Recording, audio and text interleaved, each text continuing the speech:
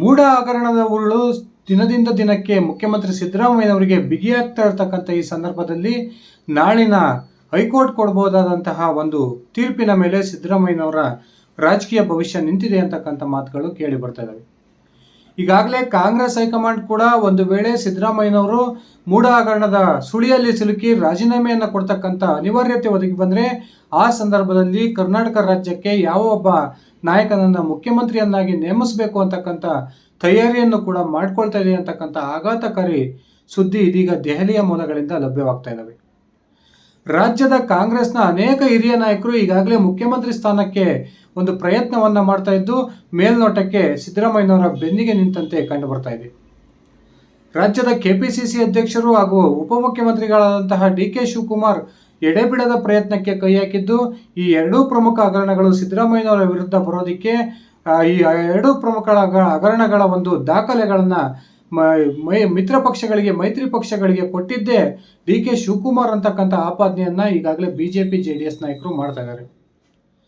ಇನ್ನೊಂದು ಕಡೆ ಜಿ ಪರಮೇಶ್ವರ್ ಅವರು ಕೂಡ ರಾಜ್ಯದ ಮುಖ್ಯಮಂತ್ರಿ ಆಗಬೇಕು ಅನ್ನುವ ಕನಸನ್ನು ಇಟ್ಕೊಂಡು ಈಗಾಗಲೇ ಎಐಸಿಸಿಯ ನಾಯಕರನ್ನ ಭೇಟಿ ಮಾಡಿ ಗುಪ್ತ ಒಂದು ಸಭೆಯನ್ನು ನಡೆಸಿ ಬರೋದ್ರ ಮೂಲಕ ಒಂದು ರೀತಿಯ ಅಚ್ಚರಿಗೆ ಕಾರಣ ಆಗಿದ್ದಾರೆ.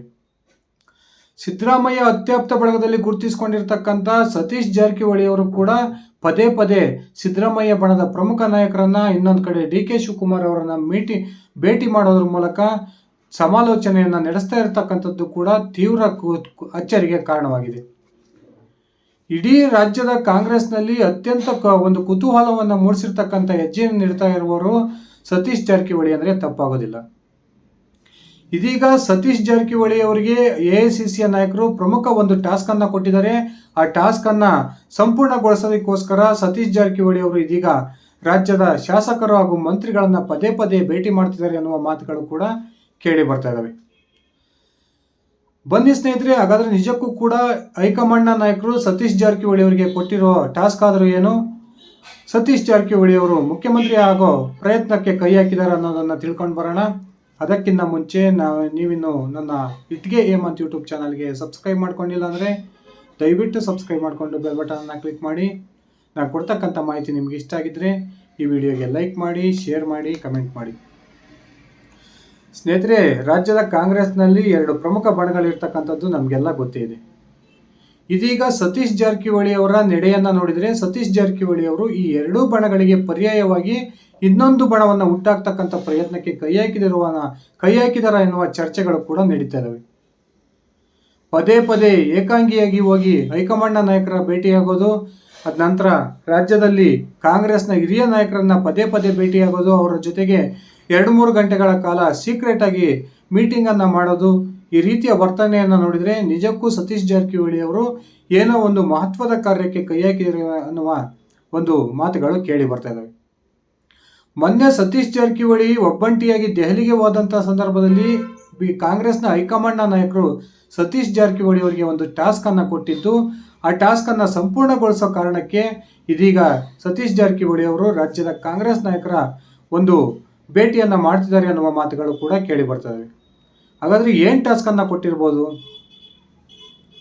ನಿಜಕ್ಕೂ ಕೂಡ ಕಾಂಗ್ರೆಸ್ನ ಹೈಕಮಾಂಡ್ ಮೂಲಗಳಿಂದ ಬರ್ತಿರ್ತಕ್ಕಂಥ ಮಾಹಿತಿಯ ಪ್ರಕಾರ ಅನಿವಾರ್ಯ ಕಾರಣಕ್ಕೆ ರಾಜ್ಯದ ಮುಖ್ಯಮಂತ್ರಿ ಸ್ಥಾನದಿಂದ ಸಿದ್ದರಾಮಯ್ಯನವರು ಕೆಳಗಿಳಿತಕ್ಕಂಥ ಸಂದರ್ಭ ಬಂದರೆ ಆಗ ಸಿದ್ದರಾಮಯ್ಯನವರ ಪರಮಶಿಷ್ಯ ಅಹಿಂದ ವರ್ಗದ ಮಹಾನ್ ನಾಯಕ ಸತೀಶ್ ಜಾರಕಿಹೊಳಿ ಅವರನ್ನೇ ರಾಜ್ಯದ ಮುಖ್ಯಮಂತ್ರಿ ಮಾಡಬೇಕು ಅನ್ನುವ ತೀರ್ಮಾನಕ್ಕೆ ಈಗಾಗಲೇ ಕಾಂಗ್ರೆಸ್ ಹೈಕಮಾಂಡ್ ನಾಯಕರು ಬಂದಿದ್ದಾರೆ ಅನ್ನುವ ಮಾತುಗಳು ಕೇಳಿ ಬರ್ತಾ ಇದ್ದು, ಆ ಒಂದು ಪ್ರಕ್ರಿಯೆ ನಡೆಯೋದಕ್ಕಿಂತ ಮುಂಚೆ ರಾಜ್ಯದ ಕಾಂಗ್ರೆಸ್ ಶಾಸಕರು ಹಾಗೂ ಸಚಿವರ ವಿಶ್ವಾಸವನ್ನು ನೀವು ಗಳಿಸಬೇಕು. ಆ ಮೂಲಕ ಅಂತ ಸಂದರ್ಭ ಒದಗಿ ಬಂದರೆ ಕಾಂಗ್ರೆಸ್ನ ಬಹುಪಾಲು ಶಾಸಕರು ನಿಮ್ಮ ಪರವಾಗಿ ಒಂದು ಮತವನ್ನು ಚಲಾಯಿಸ್ತಕ್ಕಂಥ ಭಾವನೆಯಲ್ಲಿರಬೇಕು ಅಂತಕ್ಕಂಥ ಟಾಸ್ಕನ್ನು ಇದೀಗ ಸತೀಶ್ ಜಾರಕಿಹೊಳಿ ಅವರಿಗೆ ಹೈಕಮಾಂಡ್ ನಾಯಕರು ಕೊಟ್ಟಿದ್ದಾರೆ ಎನ್ನುವ ಮಾತುಗಳು ಕೂಡ ಕೇಳಿ ಬರ್ತವೆ. ಹೈಕಮಾಂಡ್ ನಾಯಕರು ಕೊಟ್ಟಿರ್ತಕ್ಕಂಥ ಈ ಟಾಸ್ಕ್ ಅನ್ನ ಪೂರೈಸೋ ಕಾರಣಕ್ಕೆ ಸತೀಶ್ ಜಾರಕಿಹೊಳಿ ಅವರು ಇದೀಗ ರಾಜ್ಯದ ಕಾಂಗ್ರೆಸ್ ಶಾಸಕರು ಹಾಗೂ ಸಚಿವರ ಒಂದು ವಿಶ್ವಾಸವನ್ನು ಪಡಿತಕ್ಕಂಥ ಪ್ರಯತ್ನಕ್ಕೆ ಕೈ ಹಾಕಿದ್ದು, ಪದೇ ಪದೇ ಸಿದ್ದರಾಮಯ್ಯ ಬಣದಲ್ಲಿ ಗುರುತಿಸಿಕೊಂಡಿರ್ತಕ್ಕಂಥ ಪ್ರಮುಖ ನಾಯಕರ ಜೊತೆಗೂ ಇನ್ನೊಂದು ಕಡೆ ಡಿ.ಕೆ. ಶಿವಕುಮಾರ್ ಅವರ ಅತ್ಯಾಪ್ತ ಬಳಗದವರ ಜೊತೆಗೂ ಕೂಡ ಮೀಟಿಂಗ್ಗಳ ಮೇಲೆ ಮೀಟಿಂಗ್ ಅನ್ನ ಮಾಡ್ತಾ ಇದ್ದಾರೆ. ಅತ್ಯಂತ ಅಚ್ಚರ ರೀತಿಯಲ್ಲಿ ಮೊನ್ನೆ ತಾನೇ ತನ್ನ ರಾಜಕೀಯ ಎದುರಾಳಿ, ತನ್ನ ಪಕ್ಷದ ವಿರೋಧಿ ಎಂದೇ ಒಂದು ರೀತಿ ಬಿಂಬಿತವಾಗಿರ್ತಕ್ಕಂಥ DK ಶಿವಕುಮಾರ್ ಅವರನ್ನು ದಿಢೀರಾಗಿ ಭೇಟಿಯಾಗೋದ್ರ ಮೂಲಕ ಸತೀಶ್ ಜಾರಕಿಹೊಳಿ ಎಲ್ಲರ ಉಬ್ಬೇರಿಸುವಂತೆ ಮಾಡಿದರು. ಅದಾದ ನಂತರ ಗೃಹ ಸಚಿವರಾಗಿರ್ತಕ್ಕಂಥ G. ಪರಮೇಶ್ವರ್ ಅವರು ಈ ಸತೀಶ್ ಜಾರಕಿಹೊಳಿ ಅವರ ಮನೆಗೆ ಹೋಗಿ ಅಲ್ಲಿ ಮೀಟಿಂಗ್ ಅನ್ನು ಮಾಡೋದ್ರ ಮೂಲಕ ರಾಜ್ಯದ ಕಾಂಗ್ರೆಸ್ನಲ್ಲಿ ಏನೋ ನಡೀತಾ ಇದೆ ಅನ್ನುವ ಭಾವನೆ ಬರೋದಕ್ಕೆ ಕಾರಣ ಆದರು.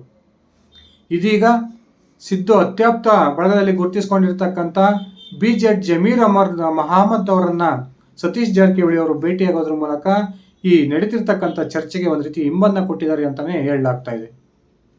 ಸತೀಶ್ ಜಾರಕಿಹೊಳಿ ಅವರು ಈಗಾಗಲೇ ಮುಂದಿನ ಮುಖ್ಯಮಂತ್ರಿ ಆಗಬೇಕು ಅನ್ನುವ ತಯಾರಿಯಲ್ಲಿದ್ದು ತನ್ನ ಕಡೆಗೆ ಶಾಸಕರ ಬಲವನ್ನು ಹೆಚ್ಚಿಸಿಕೊಳ್ಳೋ ಪ್ರಯತ್ನಕ್ಕೂ ಕೂಡ ಕೈ ಹಾಕಿದ್ದಾರೆ.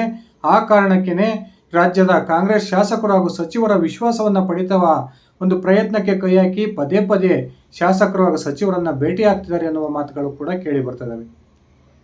ಇನ್ನೊಂದು ಕಡೆ ಹೈಕಮಾಂಡ್ ಕೂಡ ಅನಿವಾರ್ಯ ಕಾರಣಕ್ಕೆ ಸಿದ್ದರಾಮಯ್ಯನವರು ಮುಖ್ಯಮಂತ್ರಿ ಸ್ಥಾನದಿಂದ ಕೆಳಗಿಳಿತಕ್ಕಂಥ ಸಂದರ್ಭ ಬಂದರೆ ಆಗ ಮುಂದಿನ ಮುಖ್ಯಮಂತ್ರಿ ಆಯ್ಕೆಯನ್ನ ಸಿದ್ದರಾಮಯ್ಯನವರಿಗೆ ಬಿಡಬೇಕು ಅನ್ನುವ ತೀರ್ಮಾನಕ್ಕೆ ಬಂದಿದೆ ಎನ್ನುವ ಮಾತುಗಳು ಕೂಡ ಕೇಳಿ ಬರ್ತಾ ಇದ್ದು, ಬಹುತೇಕ ಸಿದ್ದರಾಮಯ್ಯನವರ ವಿವೇಚನೆಗೆ ಏನಾದರೂ ಮುಂದಿನ ಮುಖ್ಯಮಂತ್ರಿ ಆಯ್ಕೆಯನ್ನು ಬಿಟ್ಟಿದ್ದೇ ಆದರೆ ಆ ಸಂದರ್ಭದಲ್ಲಿ ಸಿದ್ದರಾಮಯ್ಯನವರು ಬಹುತೇಕ ತನ್ನ ಪರಮ ಶಿಷ್ಯ ಸತೀಶ್ ಜಾರಕಿಹೊಳಿ ಅವರಿಗೆ ಪಟ್ಟವನ್ನು ಕಟ್ತಕ್ಕಂಥ ಪ್ರಯತ್ನಕ್ಕೆ ಕೈ ಹಾಕ್ತಾರೆ ಎನ್ನುವ ಮಾತುಗಳು ಕೂಡ ಕೇಳಿ ಬರ್ತದವೆ.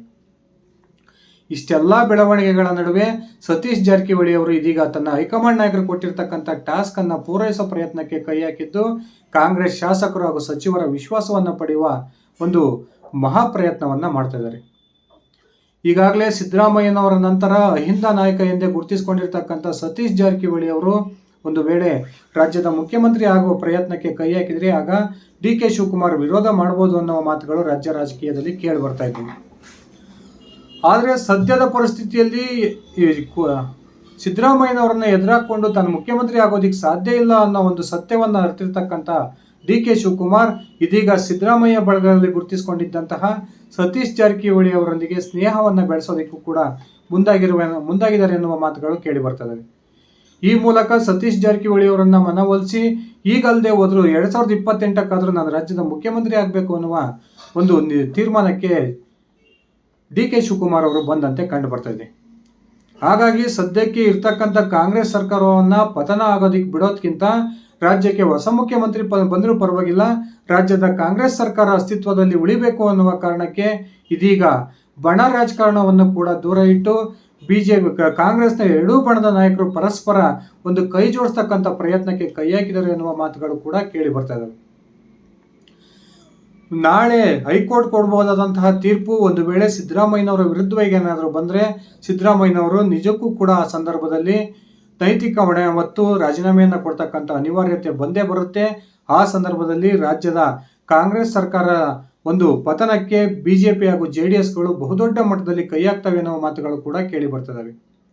ಇಂತಹ ಅನಿವಾರ್ಯ ಸಂದರ್ಭ ಬಂದು ಬಿಜೆಪಿ JDS ಆಪರೇಷನ್ಗೆ ಕೈ ಹಾಕೋದ್ಕಿಂತ ಮುಂಚೆನೆ ಕಾಂಗ್ರೆಸ್ ನಾಯಕರ ವಿಶ್ವಾಸವನ್ನು ಪಡೆದು ಸರ್ಕಾರವನ್ನು ಮುಂದುವರಿಸ್ತಕ್ಕಂಥ ಪ್ರಯತ್ನಕ್ಕೆ ಕಾಂಗ್ರೆಸ್ ನಾಯಕರು ಬಂದಿದ್ದು, ಮುಖ್ಯಮಂತ್ರಿ ಯಾರಾದರೂ ಪರವಾಗಿಲ್ಲ, ರಾಜ್ಯದ ಕಾಂಗ್ರೆಸ್ ಸರ್ಕಾರ ಉಳಿಬೇಕು ಅನ್ನುವ ತೀರ್ಮಾನ ಇದೀಗ ಅಂತಿಮಗೊಳಿಸಿದ್ದಾರೆ ಅಂತಕ್ಕಂಥ ಮಾತುಗಳು ಕೂಡ ಕೇಳಿ ಬರ್ತದವೆ.